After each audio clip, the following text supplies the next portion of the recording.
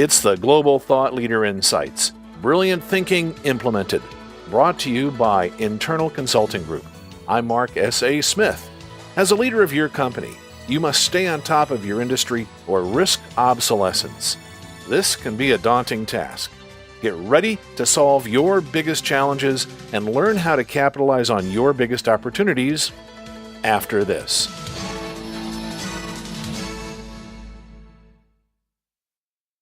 Executives depend on external advisors to fill knowledge and experience gaps, to help them make a case for change, or to have an experienced mind audit their thinking. Internal Consulting Group brings together a wide range of proven thought leaders from around the globe and makes them available to you. Get access to insights, advice, and the tools you need to succeed. Learn more at internalconsulting.com. Our guest today is Dr. Stewart Desson. He works with leaders to implement change by putting the right people into the right roles at the right time. He collaborates globally with like-minded people to help organizations become more inclusive and democratic. To do this, he has developed a wide range of innovative learning resources, including the renowned personality model, Lumina Spark, which we're going to talk about today. Stewart is a highly experienced trainer and consultant and a leading expert in psychometrics, the science of measuring mental capacities and processes. His approach to business is a blend of the analytical and the humanistic.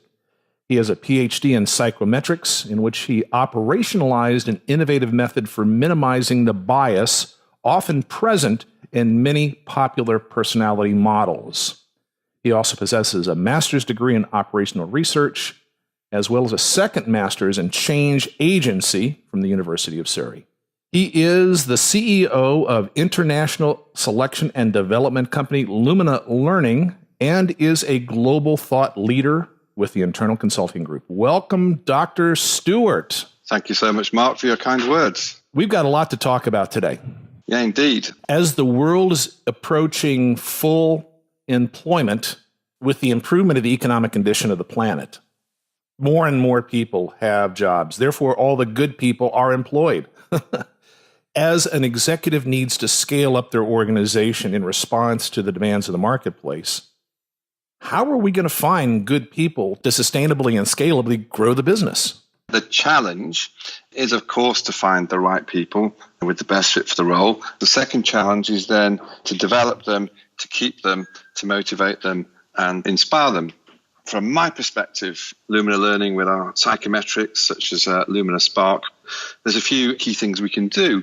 Firstly, we can look to measure people as they really, really are and take some of the biases out that are present in other measures. So if we want to recruit the top people, we don't want to have an instrument that favors people of a certain type, which I'm here to tell you many things around in the market do. You'll typically find that there is a bias in favor of recruiting people who are slightly more extroverted and against people who are slightly more introverted. Or you might find a bias in some instruments towards people who are very confident and emotionally calm, and away for people that are higher on their emotions and so on. So one of the key things here is to look in a very unbiased way at everybody's strengths, whatever their way of being, and see scientifically how that correlates with performance at work. So we take a very objective look at all the different roles and don't make any assumptions around any of these biases. That's at the heart of the Lumina Spark model.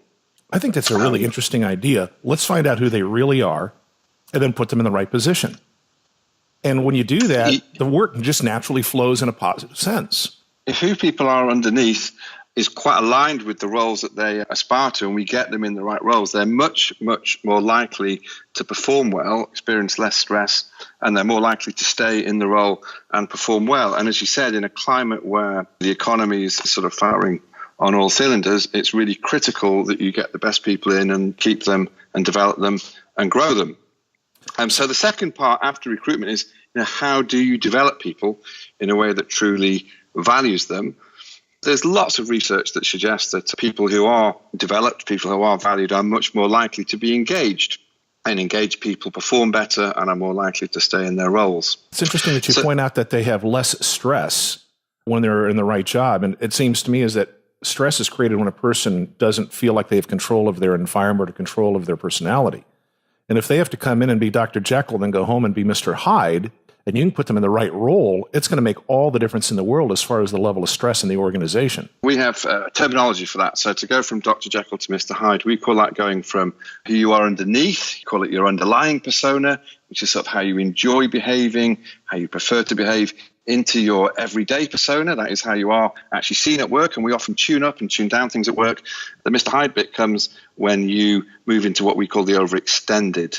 So if we're in roles that don't suit us for too long, we can become triggered by things. We're more likely to have a shorter fuse, and we're more likely to overplay our strengths, which will be seen by other people as sort of overextensions and stress responses. I will bet that our listener right now has somebody in mind based on the description you just delivered. Of course, we have a lot of people that are in the wrong roles and have been there too long, and they're actually creating toxic pockets within the organization. Have you seen things like this in your work? Absolutely, for sure. Part of that can be about who people are and their personalities. And if we're in an environment for too long where we're continually being triggered and continually overextending, then we're going to risk becoming toxic, we're going to risk burning out. That's what happens when these things are not paid attention to. A related concept to that is looking at how suited we are to a particular culture. My definition of a good leader, based on the work of Edgar Schein, is it's someone who can read the market and see what culture an organization needs, but then they're skilled in shaping that culture. And that includes bringing the right people in who are aligned with the culture that you're looking for and building it over time. So there's an interesting link between who people are and the culture we want to create. It's interesting that you brought culture up. In my experience, culture is the primary element that creates a successful organization or causes an organization to fail. We've seen this over and over again.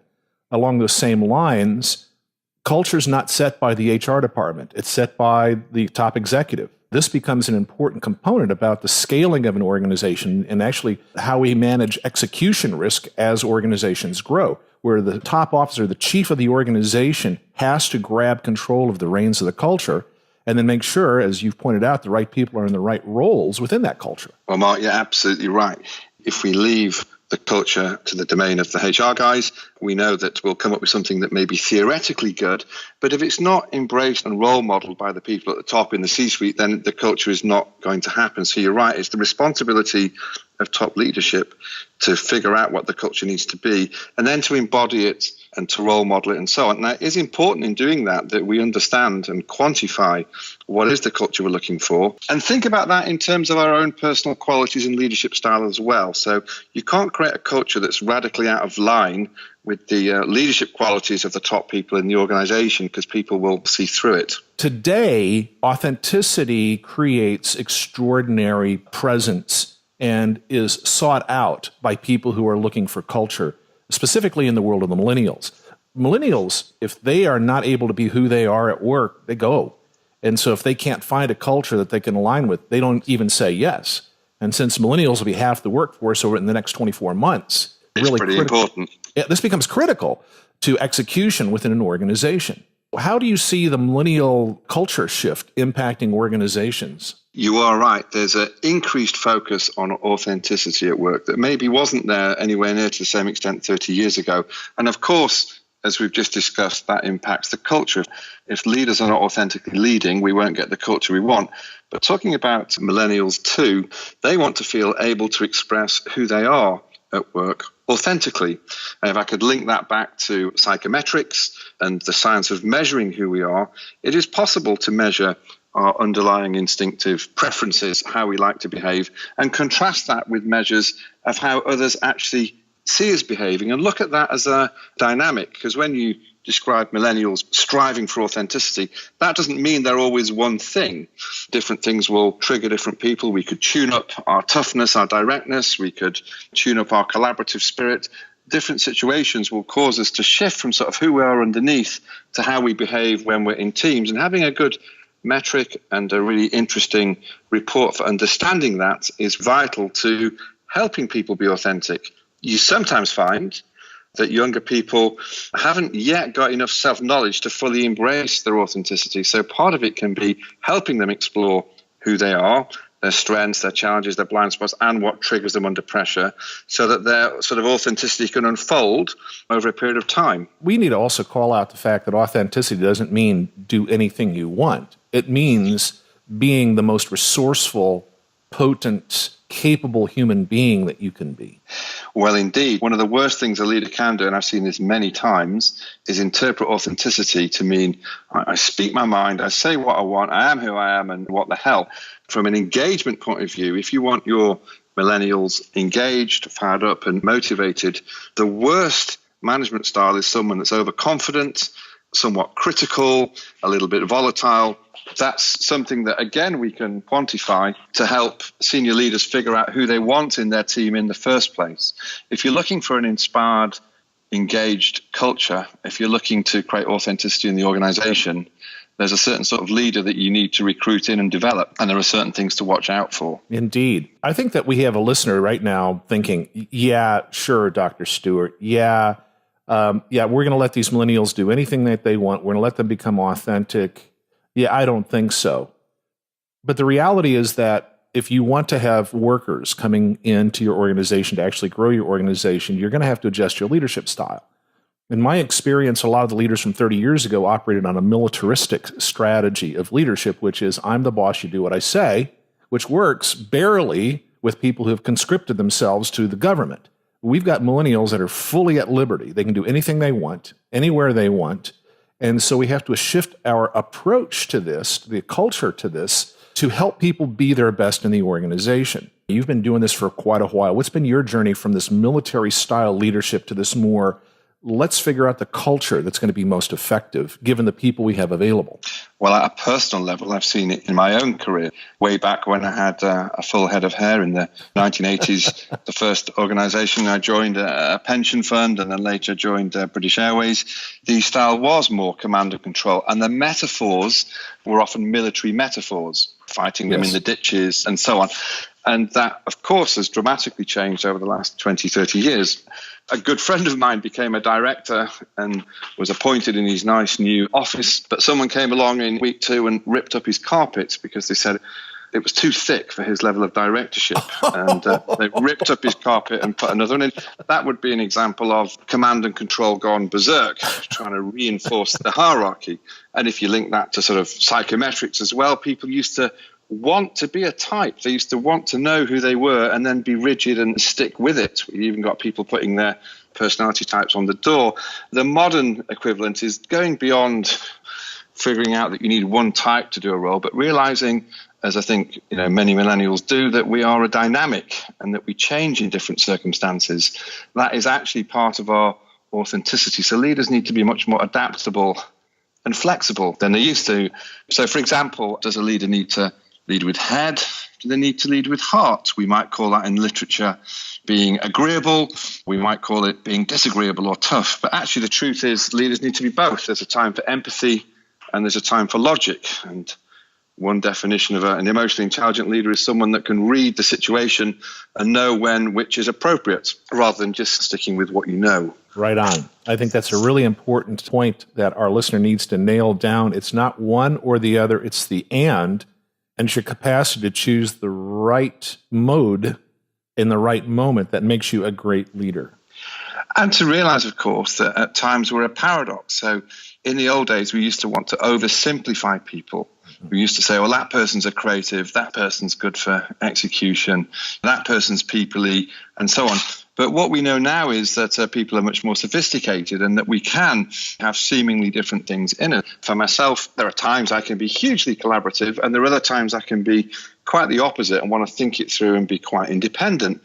Which is best? Of course, it depends on the context. Context is key, and you need to be able to read the context, and then you need to be able to tune up and tune down. So that's sort of practical emotional intelligence in action. And we know that if we do that, we tend to get more out of our staff, we tend to have more engaged employees, and we know that we'll have higher levels of performance. So in some ways, it's not simple. At least it's not simple to state. It's a little bit harder to do. Indeed. But then again, humans are complex creatures. with this amazing chemical cocktail of emotions and physical aspects and needs. It's not easy to run a business that uses humans to get the job done. Which is why, from my perspective, I like to bring the lens of looking at who are people underneath, really getting to know who they are instinctively, and then contrasting that with how they need to behave in order to get the job done so they can express their emotional intelligence and tune up and tune down, but not assuming everybody's perfect. People will be triggered. Part of the human condition is that we will get stressed. So it's working with that and figuring out when things happen, how can I bounce back quickly? How can I get back into a really positive space and be more effective? Well, Maslow's hierarchy of needs rules every human being, and we go through cycles every day of our life and every part of our life.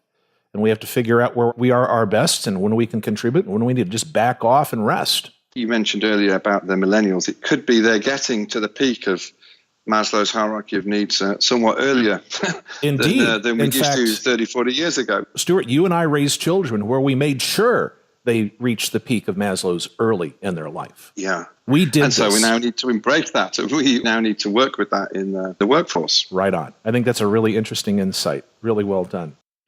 We'll be back with more after this. The world is moving fast. It's difficult to keep up. Your executive team needs new ideas to keep them ahead of the competition.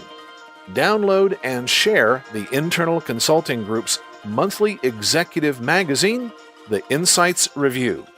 Every issue includes thought leadership and ideas that you can leverage to solve issues and harvest opportunities facing you. Get your complimentary copy from internalconsulting.com/publications. Tell me a little more about Lumina Spark and the capacity to help us sort out this tangled web that we've been discussing. Lumina Spark is a psychometric framework. It helps us measure people as they really are. It takes out the bias. So it doesn't overvalue extroverts over introverts or very disciplined people over very inspired people. It frames everything in an equally constructive way, but it doesn't have rose-tinted spectacles. Of course, we can all overplay our strengths and overdo it. If I'm introverted, I can become too shy. If I'm overly extroverted, I can become dominant. So it's an extremely balanced and bias-free way of looking at who we are. How's that helpful? We've covered one aspect of it, which is part of our emotional intelligence, is sort of tuning up and tuning down these different qualities dependent on the context rather than just getting attached to this is me and that's my lot. The second thing to do is to read what's required in a particular role. If we can properly understand roles in teams, we can then go out and recruit against an accurate and realistic bias-free profile of what's needed. And in my experience, most teams will actually produce quite a balance. So the biggest mistake without using something like Lumina Spark is for people to recruit in their own image, totally trust their instincts, and essentially over a number of years create an unbalanced team. There's a balance between the big picture thinkers and the sensible people that are more down to earth. There's a balance between people that are very focused on the outcome and those that are very focused on the people. And there's a balance between being disciplined and ordered and being inspired and seemingly random, but quite disruptive. So, well, let's put another overlay on top of this. Not only do you need to have this balance within your organization, but your customers represent that same spectrum of personalities. So if you have a single type as customer facing, you're going to drive away a substantial portion of your market because they don't see that as an identity match. So we must have this balance in customer facing if we're going to capture all the customers. There's two really smart things you can do in customer-facing roles. And the first is exactly what you've described. You have a balance of different people in your customer-facing roles. But here's the smart thing. Why not profile your customers, your stakeholders, and figure out who they are, about their personas and their qualities, and then match the people in your customer-orientated team to the key stakeholders. They'll have more rapport more quickly, and you'll tend to get a better performance. That's the first key thing you can do with this knowledge. The second thing is the obvious thing of no matter who I am, I can still speed read my customers and my stakeholders. There's no excuse saying, well, actually, I've just bumped into a stakeholder who's very different to me, so it won't work. Not at all. You can read them, you can figure them, so we tune up, we tune down. We need to communicate in a way that works for other people. Right on. And that's also part of the science of Lumina Spark. Indeed. This becomes a power tool in a company's ability to maximize their market potential as well as their execution team, substantially increasing the value across the organization. And you're doing that through the glue that holds the organization together, which is the relationships. If everyone in your organization has the ability to know themselves, if they can speed read other people, suss them out quickly, they've got a lens for that, and they know how to do this tuning up and tuning down, you'll find your teams will naturally become high-performing teams. A big blocker to high-performing teams is when people can't do that. They don't have the technology. They don't know about it. And you've just created a competitive advantage that is undetectable by your competitors. Yeah, from the outside, the thing about ways of being, the things about all the traits we're talking about, the thing about speed reading, it's sort of invisible. It's conceptual, but it's very, very trainable. So training your people to speed read and to value others is critical. And your customers will just feel like you get me better than the alternatives. So it's even invisible to the customer. You're sure right. They'll just feel acknowledged. They'll feel connected with. They'll feel heard, and they won't even know why. That's right. I have a colleague that went in to do some consultancy for an organization, and the top person from a top business school was in first to try and win this business.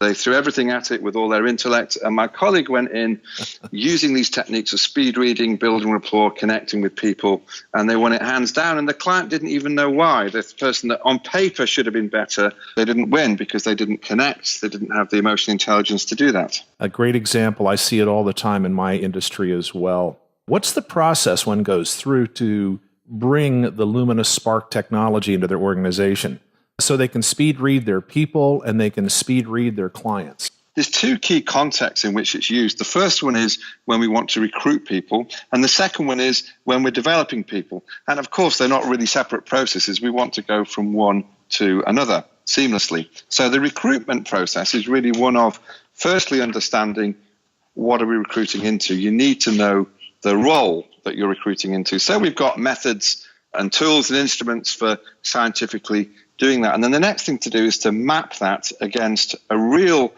unbiased measure of your personality and your emotional intelligence. The best way to do that is to gather data, to be evidence-based, and find out in your organization who is doing the role well and who's doing it less well, and study that data. So once you've got a good scientific understanding of what you want to recruit into, it's then a matter of people completing an appropriate set of questionnaires and undertaking the mapping between the two, and using that to support an interactive quality recruitment process. So it's not an in-out thing. It's a matter of having a dialogue through a selection process to make sure you get the right people and you can probe around their strengths, their challenges, and of course, how they might overextend and respond to pressure.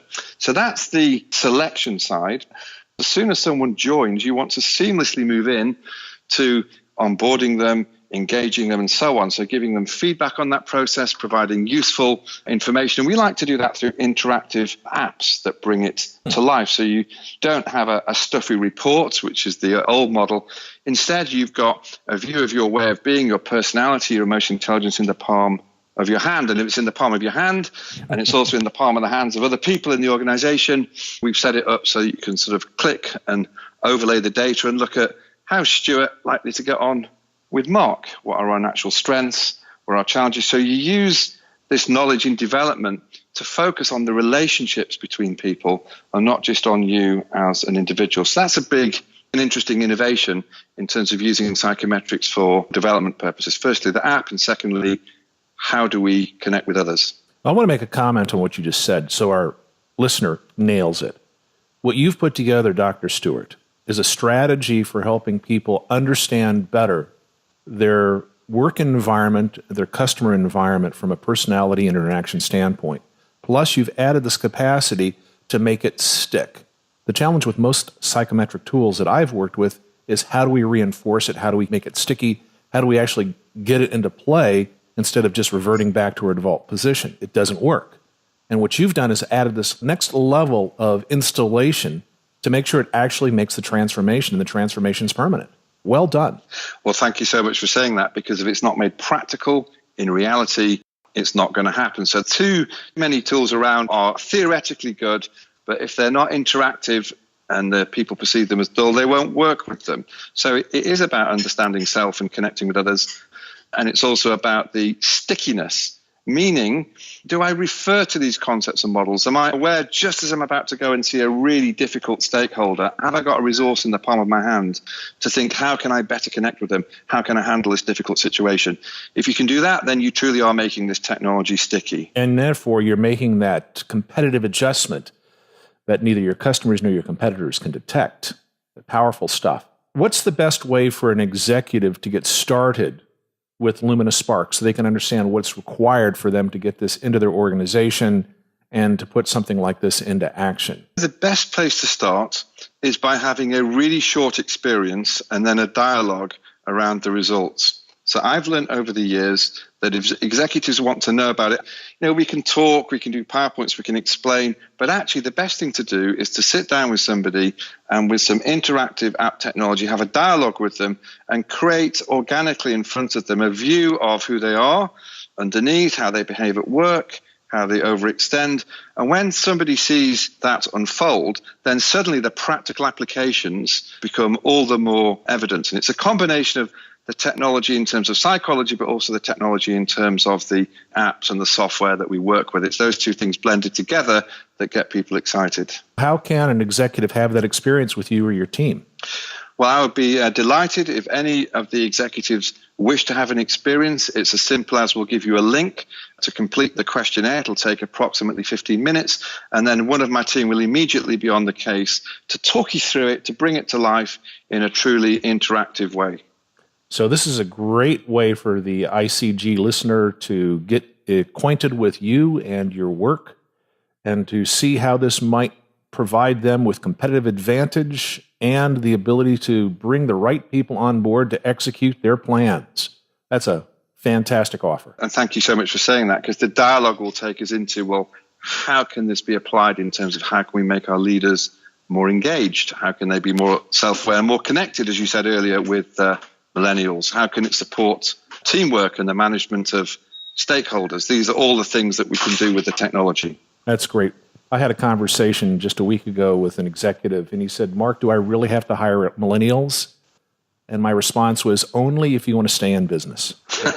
Indeed. Yeah, and only if you want to recruit at all. Yeah, that's it. Have a fully functioning team. This may help some boomers with a decade left in their career make that transition to actually being able to enjoy the millennial workforce. Personally, I see myself as a millennial in a boomer body. My kids have taught me much about being authentic. It's a beautiful thing. And if you can help other executives make that transition to being more authentic, you've done the world a massive amount of good, Dr. Stewart.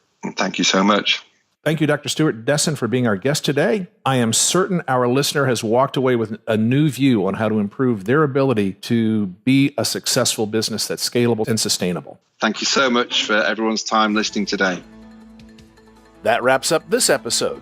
Go to internalconsulting.com/global-thought-leaders to contact today's guest. If you like the show, share it with your executive team and review us on iTunes. This is Global Thought Leader Insights. Brilliant thinking implemented.